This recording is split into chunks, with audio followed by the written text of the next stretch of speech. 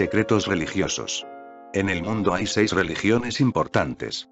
Se pueden dividir en 2 categorías. Una está formada por el judaísmo, el cristianismo y el islamismo. Creen en una sola vida. Estás entre la vida y la muerte, no hay nada más allá de la vida y la muerte, la vida es todo lo que hay.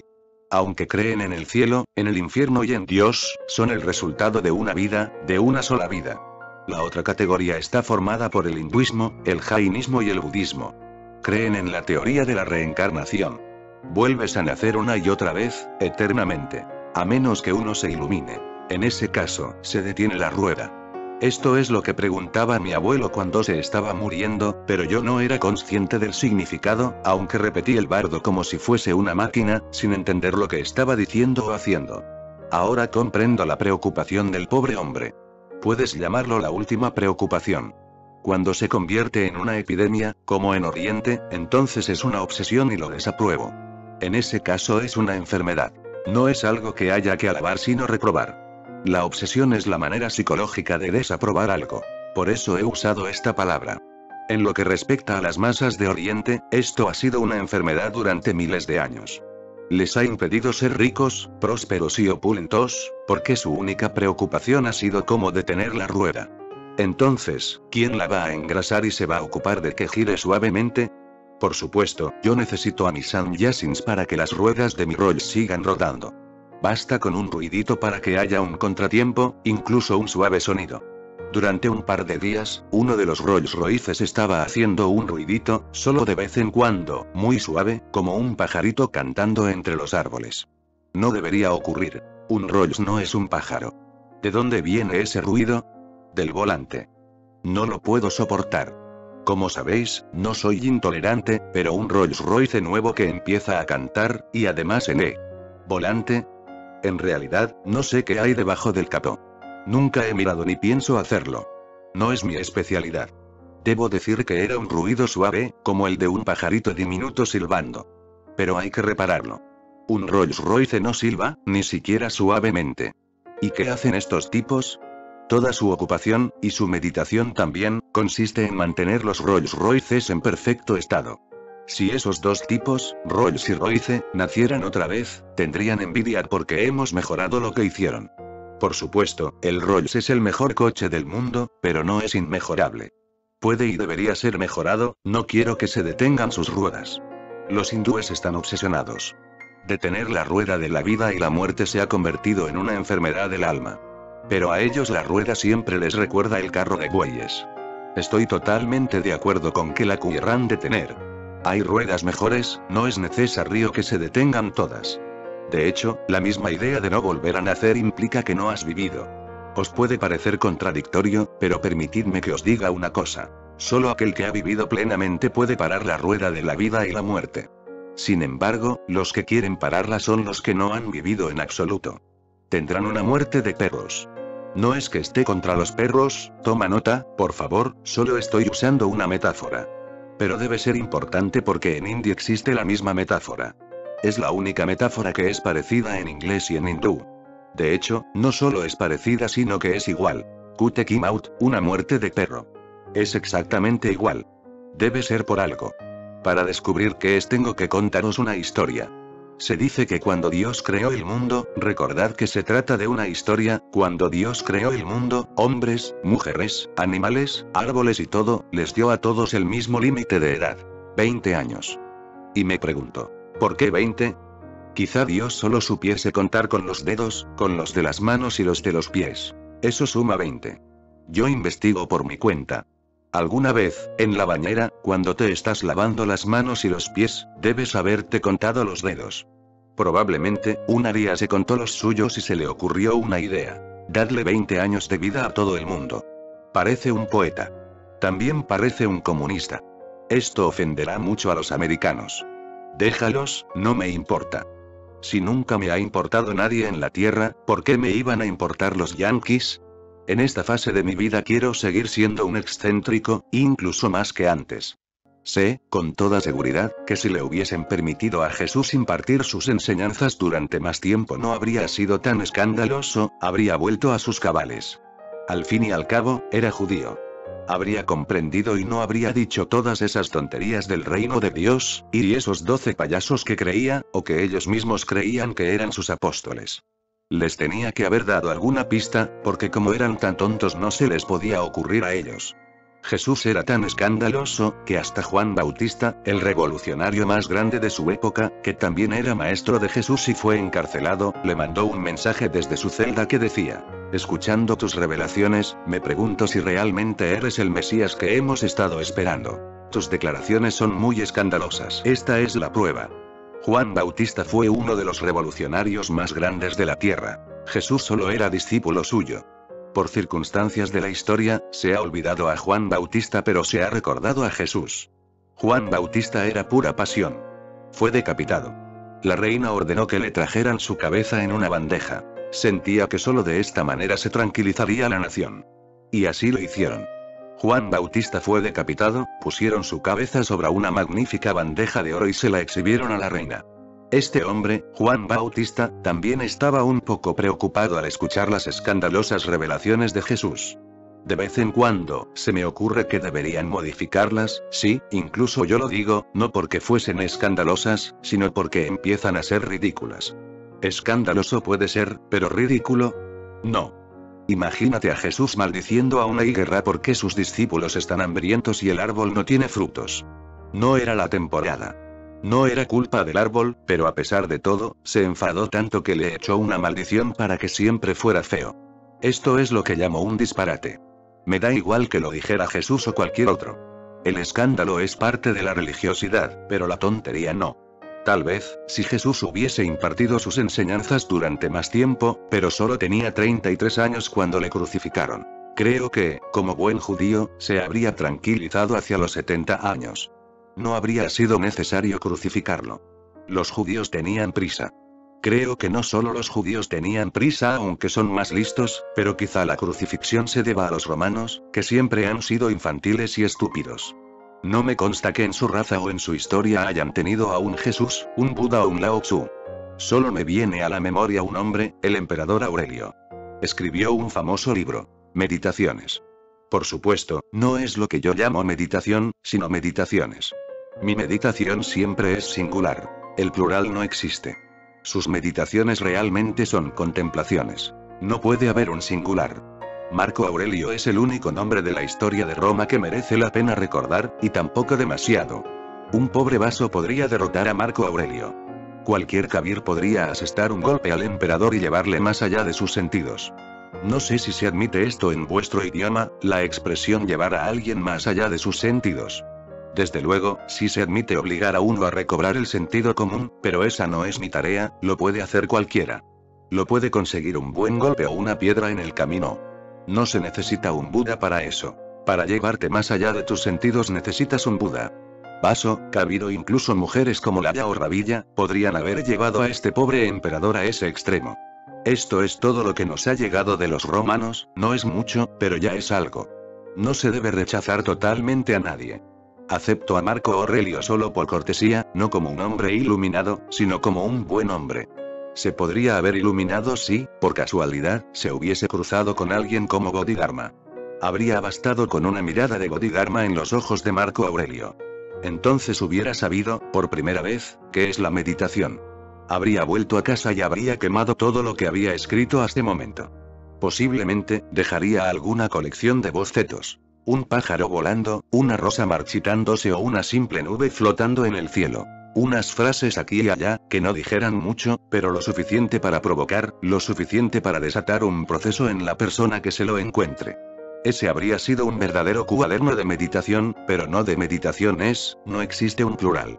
Si los psicólogos dijesen que Oriente, y particularmente India, no solo está obsesionada con la muerte, sino que está poseída por la idea del suicidio, en cierto sentido, no se estarían equivocando. Uno debería vivir mientras esté vivo. No hay necesidad de pensar en la muerte. Y cuando llegue la muerte, uno se debería morir, y morirse completamente. Entonces no habrá motivo para mirar atrás. Siendo total en cada momento, al vivir, al amar, al morir, es como uno llega a conocer. ¿Conocer el qué? No hay ningún qué. Uno simplemente conoce, no el qué, sino eso. El conocedor. ¿Qué es el objeto? Eso es la subjetividad de uno mismo. Cuando murió mi nana, mi abuela siguió riéndose con los últimos aleteos de su risa. Después se controló. Era una mujer que se sabía controlar. Pero a mí no me impresionaba su control, sino su risa en la misma cara de la muerte. Una y otra vez le pregunté: Nani, ¿me puedes decir por qué te reías tan alto cuando la muerte era inminente? Si hasta un niño como yo se daba cuenta, es imposible que tú no te dieses cuenta. Sí, me daba cuenta, me respondió, por eso me reía. Me reía del pobre hombre intentando detener la rueda innecesariamente, porque en último caso, la vida y la muerte no quieren decir nada. Tenía que esperar hasta que llegase el momento de preguntarle y de discutir con ella. Cuando me ilumine, pensé, le preguntaré. Y eso es lo que hice. Lo primero que hice después de iluminarme, a los 21 años, fue ir precipitadamente al pueblo donde estaba mi abuela, es decir, al pueblo de mi padre. Nunca abandonó el lugar donde fue incinerado su marido. Ese lugar se convirtió en su hogar. Se olvidó de todos los lujos a los que estaba acostumbrada. Se olvidó de los jardines, los campos y el lago que le había pertenecido. Nunca volvió, ni siquiera para poner en orden sus asuntos. ¿Qué sentido tiene? Dijo. Todo está solucionado. Mi marido se ha muerto, y el niño que quiero ya no está allí, está todo arreglado. Inmediatamente después de iluminarme volví al pueblo rápidamente para encontrarme con dos personas. La primera fue Maga Baba, el hombre del que os hablaba antes. Seguramente os preguntaréis por qué, porque quería que alguien me dijese: estás iluminado. Yo lo sabía, pero también quería oírlo de alguien de fuera. En aquella época, Maga Baba era la única persona a la que le podía preguntar.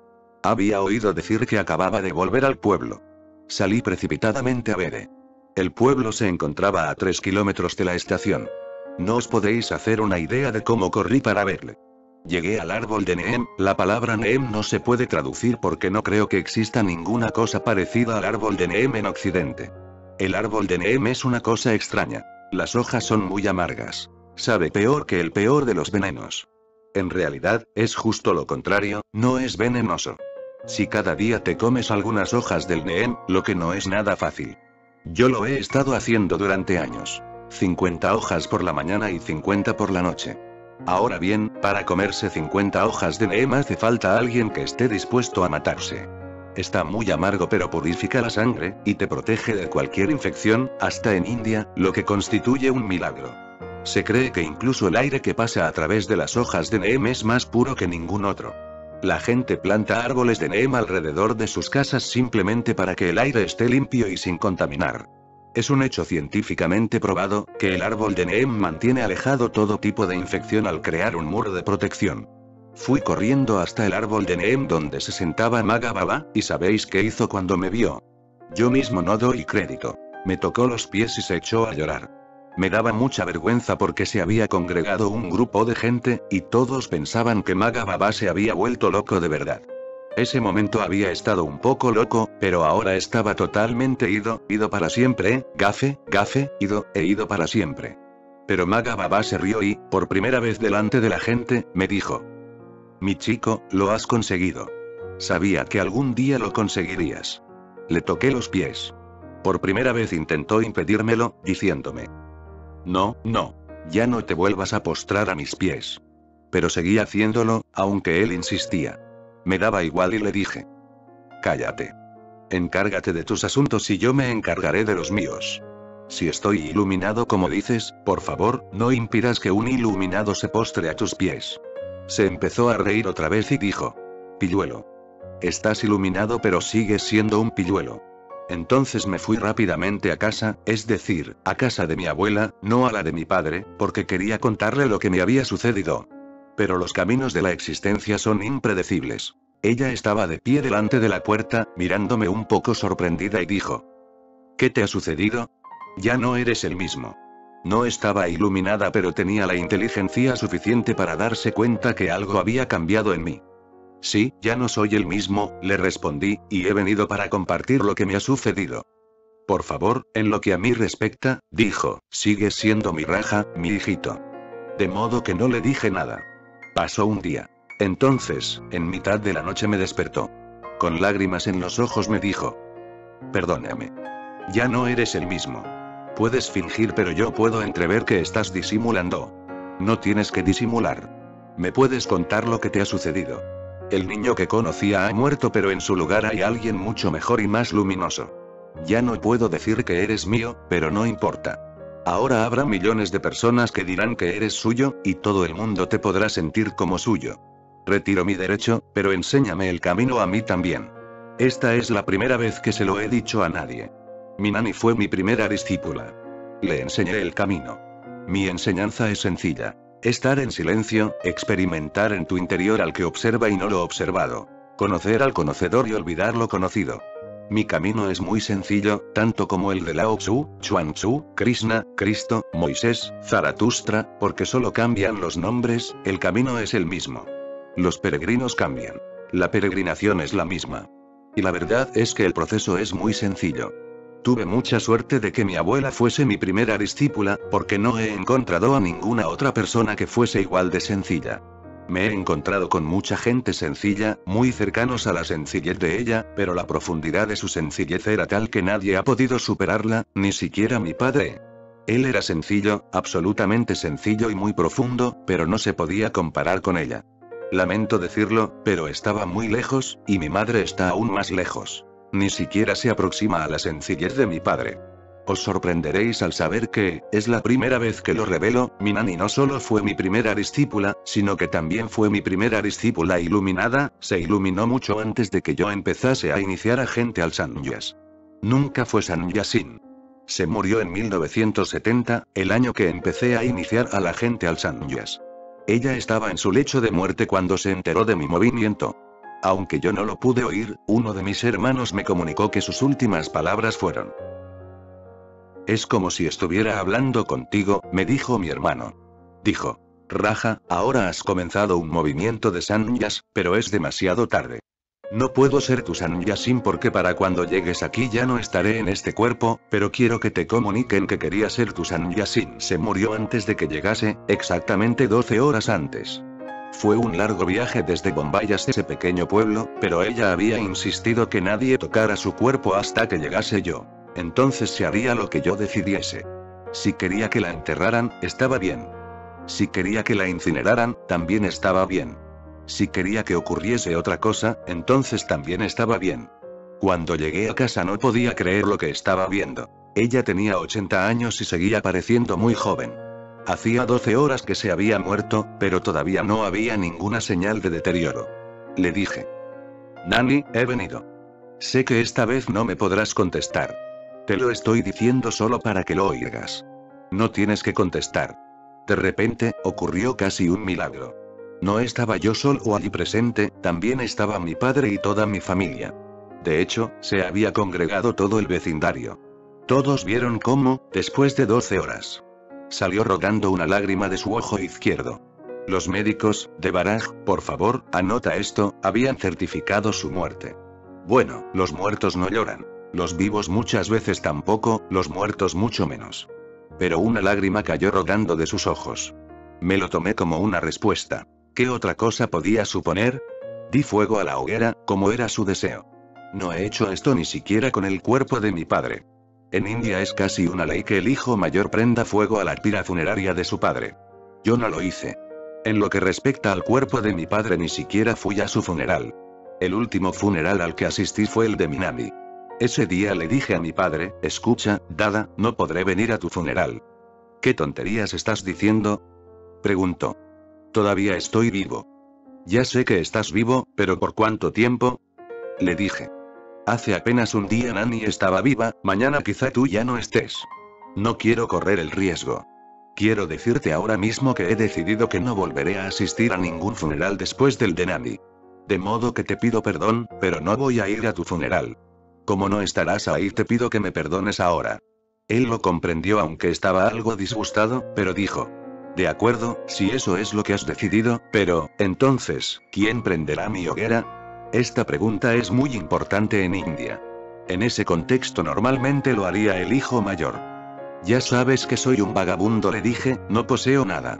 Maga Baba, que era tremendamente pobre, tenía 2 pertenencias: su manta y su maga, la taza. Yo no tengo pertenencias.